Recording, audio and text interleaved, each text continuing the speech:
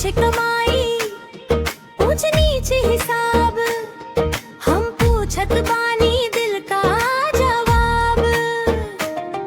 Mobile में selfie सपना Dubai का,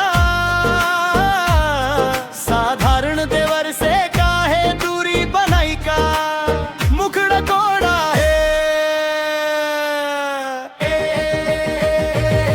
हो भौजी, तोहर चाहिए रुपया, हमको चाहिए तू, सादा साधु पिया।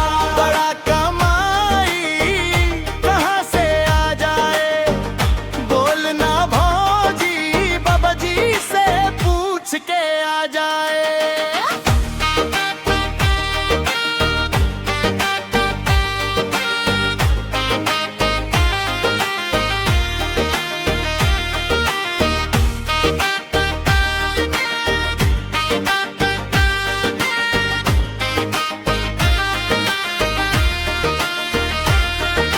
शहर के लड़का बोले बड़ी बड़ी बात, गांव के देवर में सच्चा जज्बात।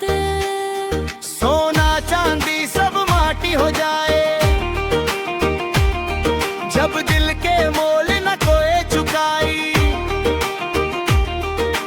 तू बोले स्टेटस, हम बोले प्यार, बाबा जी जाने किसका जीत हार। मुखड़ा कोरा है हो भौजी, तोहर चाहिए रुपया, हमको चाहिए तू, दिल के रजिया।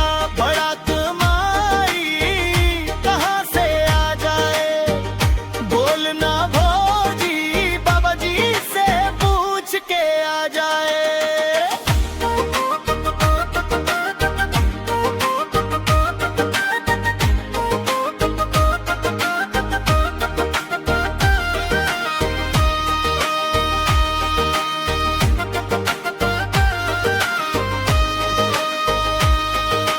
नोट से ना नाप सजन के भाव, रूप रा रह जाई साथ न जाई ठाठ। बात न कल समझ में आई, प्यार बिना हर चीज अधूरी पाई। देवर खड़ा बस सच्चे इरादे, बाकी सब छोड़ दे, बाबा जी के सहारे दे सहारा। फाइनल मुखड़ा हो भौजी, तोहर चाहिए रुपया, हमको चाहिए तू, किस्मत की रेखा।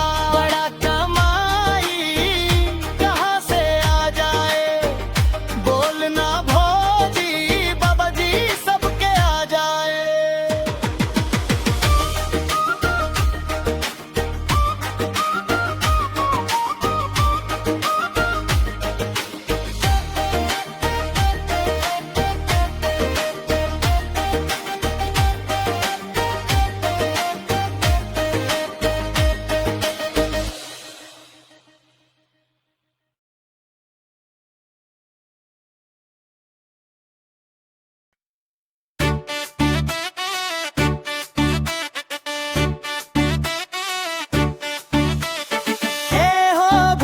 तोहर चाहिए रुपया, हमरो चाहत दिल से सच्चा सपुया।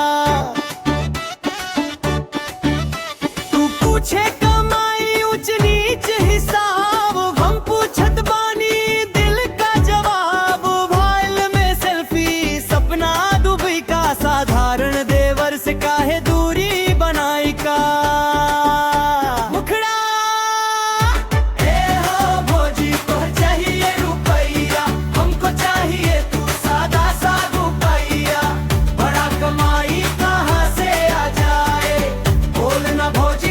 जी